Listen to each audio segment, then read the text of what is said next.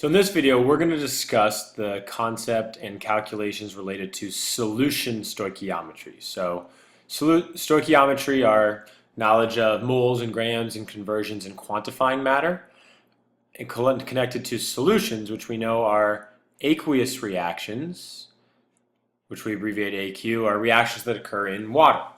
And there's four main vocabulary terms from this video to walk away with, to put on cram or Quizlet. Those four terms are molarity, neutralization reaction, titration, and equivalence point. So we'll cover those over the course of the video. Now we know that most reactions that occur in water have a net ionic equation. So what I've given you here down below is a net ionic equation for a reaction that we did in class. These were two colorless solutions, and when I mixed these solutions together, they made a white precipitate, a solid, that we observed. And we learned how to quantify that. So let's pretend that we know the amounts of each molecule. Let's say that we have 2 moles of AgNO3 to start and 1 mole of KCl, potassium chloride. Okay? What can we make? Well, as we look at this reaction, we notice that it's a 1 to 1 to 1 to 1 ratio. So therefore, if we apply our knowledge of stoichiometry, we see that we're going to run out of KCl before we run out of silver nitrate, AgNO3. So this is going to be our limiting reactant, and this is going to be our excess reactant. So what we would expect to have floating around in the product, if we drew a beaker, is we would have our AgCl solid in the bottom, this product here, 1 mole of it. We'd have 1 mole of potassium nitrate, so I'm going to write K plus and NO3 minus. But we would also have some excess reactants from this AgNO3 that did not form precipitate. So we would have some Ag plus, and we'd have another nitrate. I know that because I'm going to have 1 mole in excess based on the mole ratio, since I need 1 mole of each to react. Now, this is just declaring the number of moles, it's literally how many molecules are floating around. But we know that the concentration of these reactions can change depending on the amount of volume that's present in the reaction. So when we're determining concentration, we care about the number of moles and the volume. So volume matters. So for example, just to put that into analogy, let's say you have a cup of Kool-Aid here that you have some water in it, and let's say it has a volume of 50 milliliters, and you drop some Kool-Aid in. It tastes nice and delicious. Okay.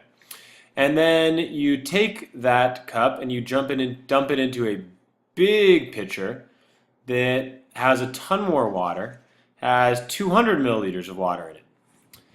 The Kool-Aid is not going to taste the same.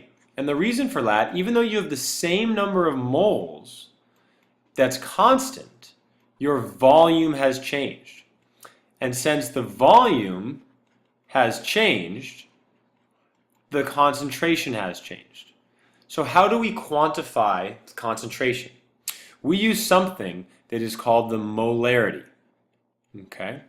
And the molarity represents the number of moles of a solute, what gets dissolved, per 1 liter of solution. So we also sometimes write this as the number of moles per liter, which is the same thing as a capital M. Some other notation that you need to be familiar with is, let's say you see that in a problem the solution is 0.5 capital M. We pronounce this molar, like your teeth, first of all. We don't say molarity. And what this represents is there are 0.5 moles of solute in 1 liter of solution, whatever that solute is. So we could also write that as 0.5 mole per liter.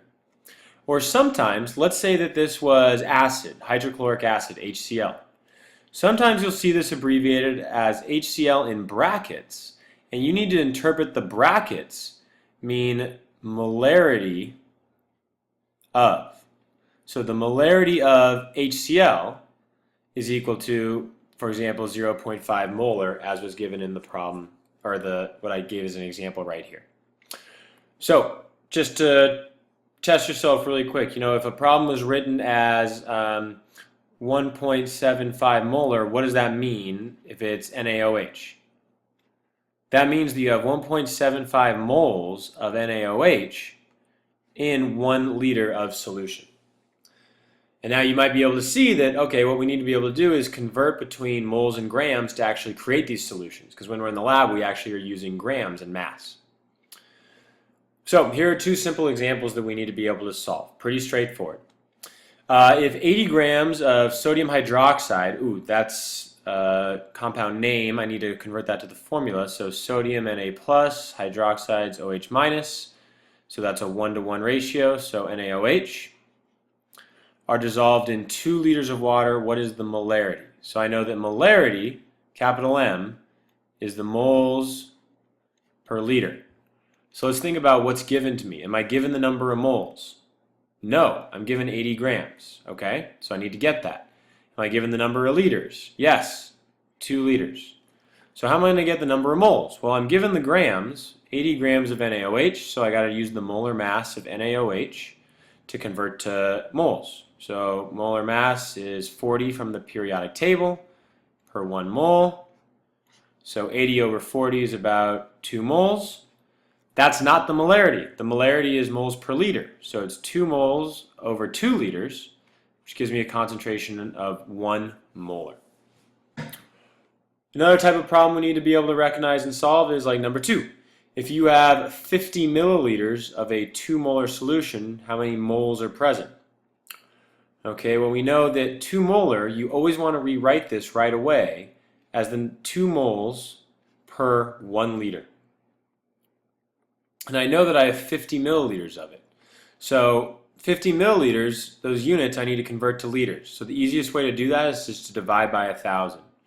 So 50 divided by 1,000 is the same thing as moving the decimal over 3 times. So 0.050 liters.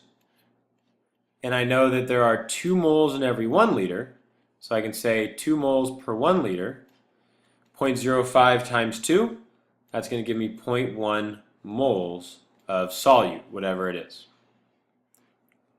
If the part about conversions between milliliters and liters here tripped you up, just remember that 1 liter equals 1,000 milliliters, and you could always set this up as a conversion factor as 50 milliliters therefore is 1,000 milliliters per 1 liter. You can always do that as well.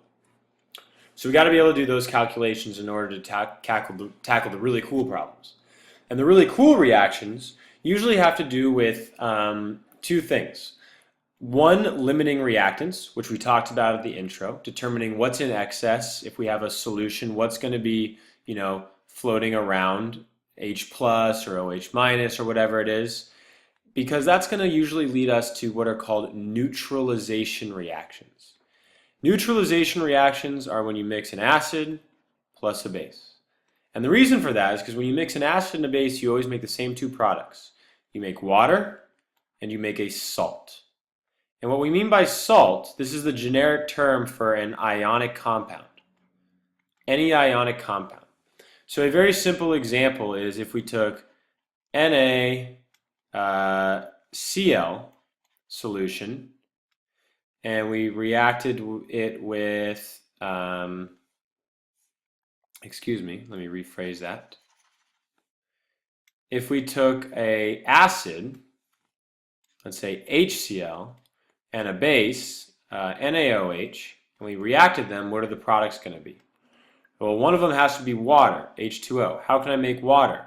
Well, this is going to dissociate into hydroxide, NH+.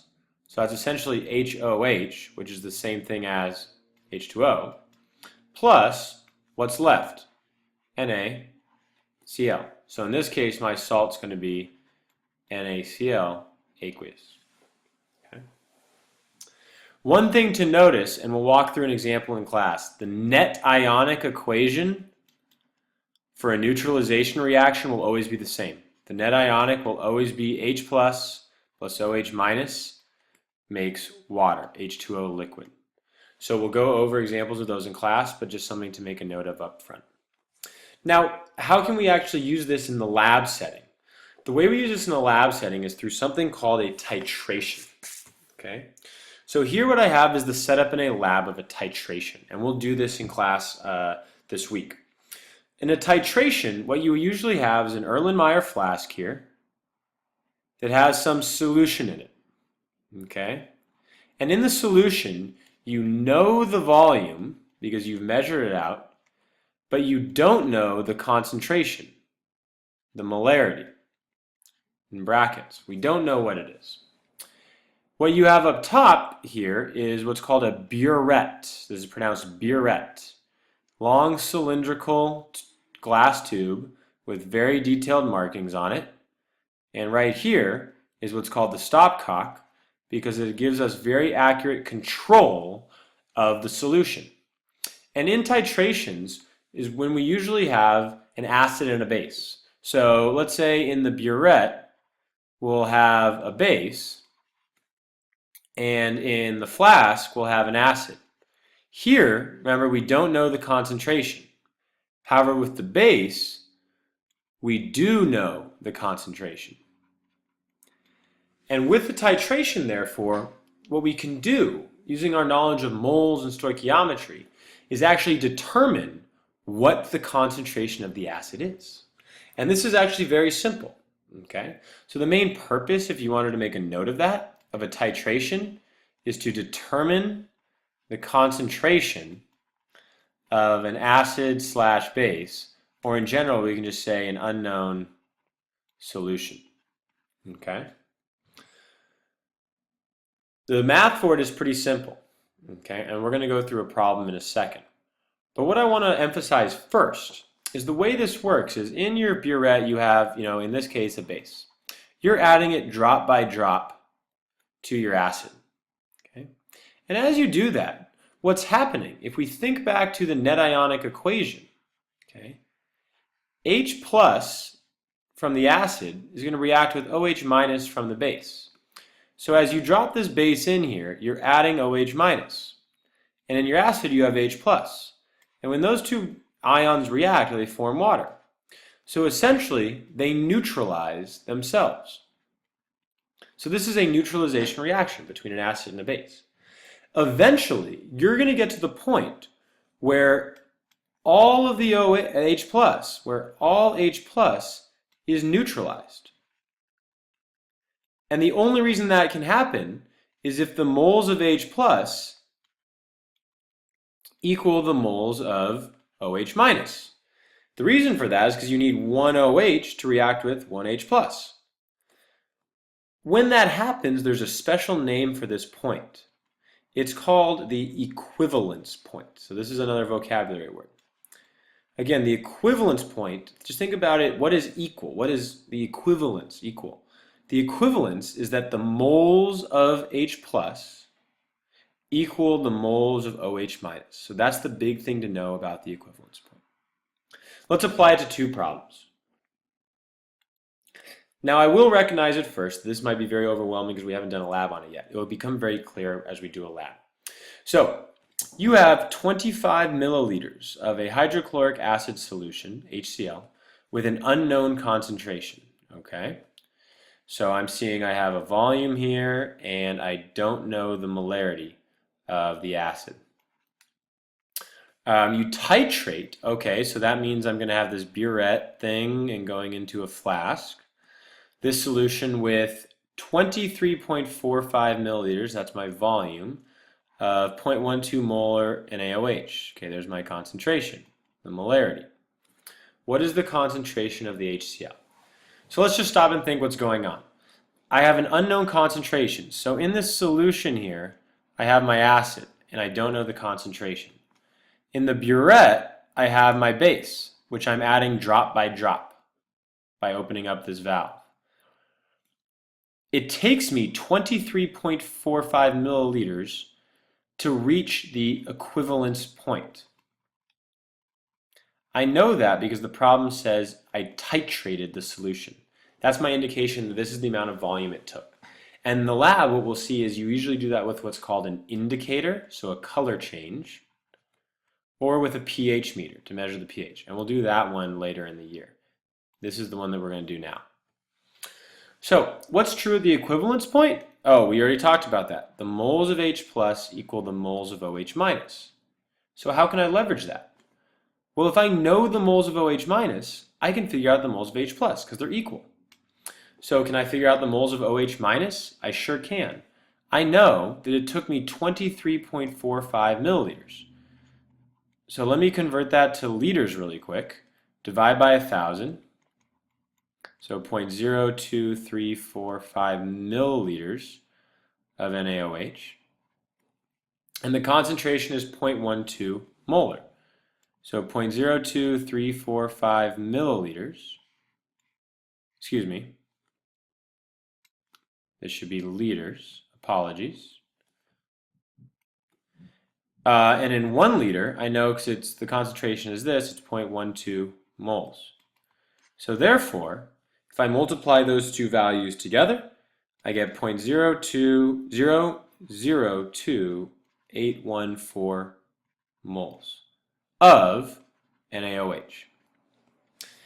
Now, if I look at the formula for NaOH, I see that in 1 molecule of this, I make 1 OH. So this is also equal to the moles of OH. And therefore, that is also equal to, since I'm at the equivalence point, the moles of H plus. So now how can I figure out the concentration? Well, we know molarity of the acid is going to be equal to the moles of H plus divided by the liters, the volume. So I know the moles. It's 0.002814 moles of H plus divided by the liters. Well, I'm given 25 milliliters, so I need to divide that by 1,000 to convert to liters, 0.025 liters. If I go ahead and do the math, I figure out that I get about 0.11256 with significant figures, 0.11 molar. So what we just did is we determined the concentration of the acid from the titration data, from how much base was needed. The big theme to walk away with is, what did we do? We knew that at the equivalence point, the moles of H plus were equal to the moles of OH minus, hydroxide. So we determined the moles of base, knew that was equal to moles of H plus, and then solved for acid. Let's do one more together. You have 10 milliliters of a KOH solution. Okay, so this is my volume of base, hydroxide, with an unknown concentration. Okay, so concentration of base, we don't know. You titrate this solution with 10 milliliters, okay, so volume of 0.5 molar HBr, a hydrobromic acid.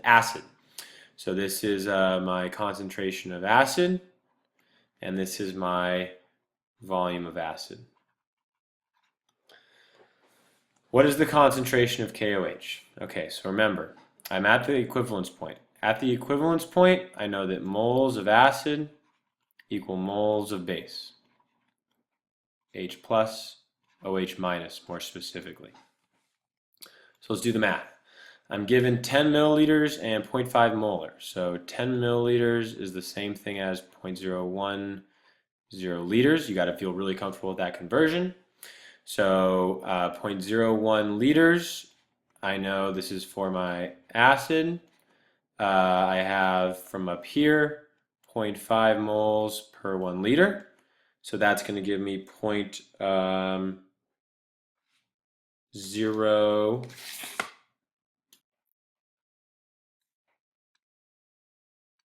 Sorry, a little glitch there. 0.005 moles of H plus acid. The way I'm just double checking that, since it's HBr, I know that this is splitting into a 1:1 ratio, so I have 1 mole of H plus for 1 molecule. I know that must be equal to the moles of OH minus, since I'm at the equivalence point. So therefore, if I want to know the concentration of the base, I need to know my moles divided by liters. My moles, I know right here, 0.005 moles. And my liters, I'm given 10 milliliters, so divide by 1,000. That's 0.01 liters. So if I go ahead and do the math there, I realized that the concentration was 0.5 molar of KOH.